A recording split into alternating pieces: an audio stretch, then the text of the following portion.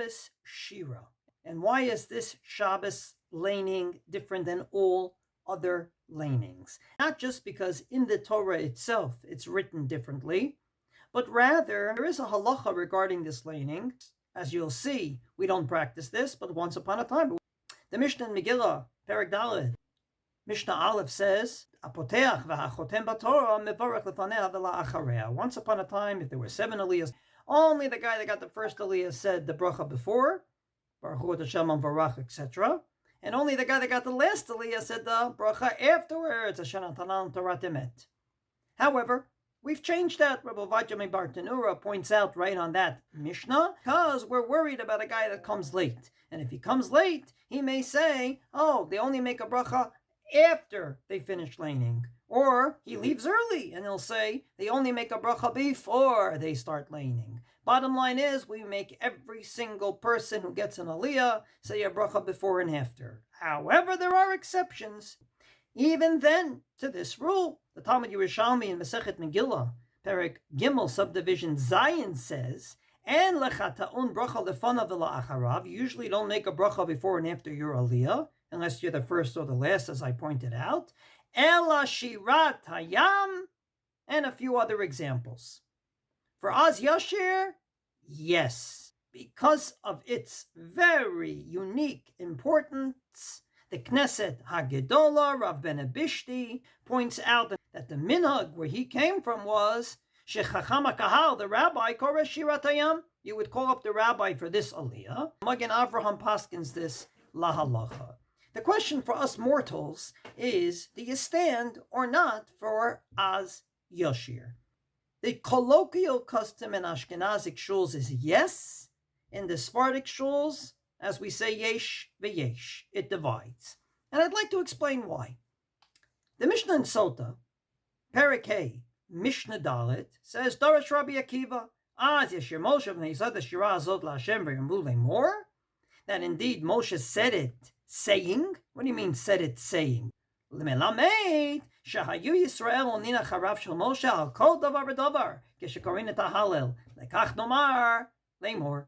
That indeed the whole Az Yashir was read, Moshe said a word, and they repeated. So it wasn't just said by Moshe, it was said by all the people. Based on this, the Ktsot HaShulchan Rav Chaim Noeh comes along and says, Shira Tayam, every single day, Tzarich lo omra me'umad, menohagim lomar et pasuk pasuk im hachazan.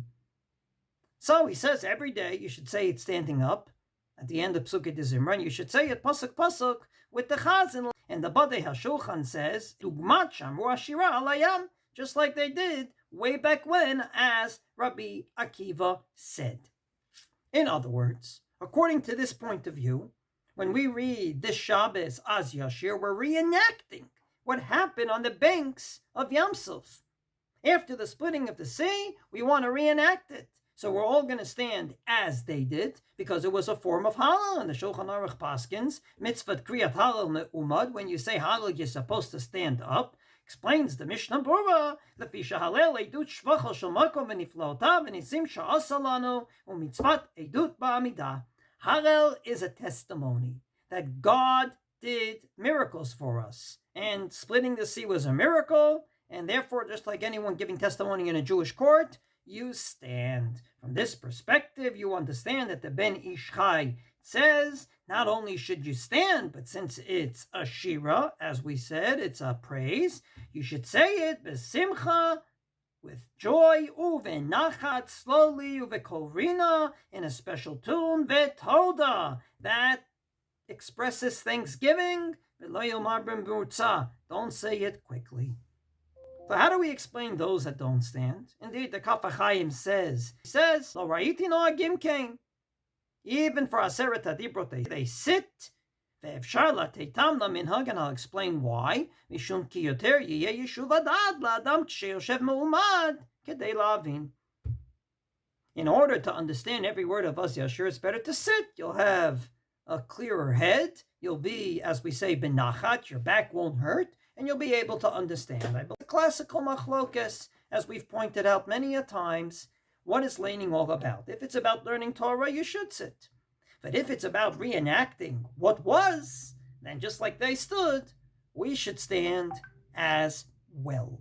And if indeed this Shabbos we're reenacting what was and not just laining a portion of the Torah, then I believe that when we lain it, you understand not only why we stand, but more importantly, why we change the tune. Because it's not just a form of laining, it's a form of Hallel and testimony that God did miracles for the Jewish people.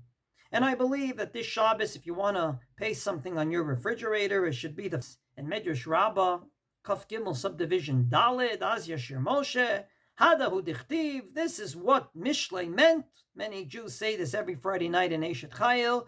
Pia Potcha Bechokma. She opened her mouth with wisdom. B'Torat Chesed al Leshona. And the Torah of loving kindness were on her lips. Explains the Medrash. Miyom Shabara Kadosh Baruch Hu et ha'olam. Ve'ad Shamdu Yisrael al Hayam. Lo matzinu Adam Shamar Shira LaKadosh Baruch Hu Ela Yisrael. From the time that God created the world till the time that the Jewish people said that Thanksgiving as Yashir on the banks of Yam Suf, no one said thanks to God. And they go through examples. When Adam HaRishon was born, he didn't say thanks to God. When Abraham was saved from the fiery furnace, when Yitzchak was saved from the Akedah, when Yaakov was saved from all his tribulations and challenges, no one said Shira. But when the Jewish people came to the banks of Yam Suf and said, thank you, God, then indeed God said, and I quote, I was waiting for this. And I believe that this Shabbos, that's exactly and precisely what we should be thinking about when we stand up for Az Yashir. Not just reenacting what was, but more importantly, for our generation, to instill that we don't forget the word thank you. If indeed we make such a big deal out of this Shabbos, call up the rabbi for the Aliyah, at a time when they didn't say brachos before and after every Aliyah, this one, yes. And standing, it all comes down to one thing. Let's not forget to say thank you. Not to say, well, until it's perfect, there's nothing. Just this week, we had a live example of this. When the final hostage was taken out of Gaza, Ran Gvili, Hashem Yikom Damo, one of the first to jump on October 7th, and the last to leave the city of Gaza to be brought to Kever Yisrael. Yes, of course, we wanted him alive. And yes, of course, we want all the wars to be over. And yes, of course, we don't want to be threatened, as Israel is right now. But we thank God on every step of the way. And having all the 250 hostages back in Israel is indeed a step on the way.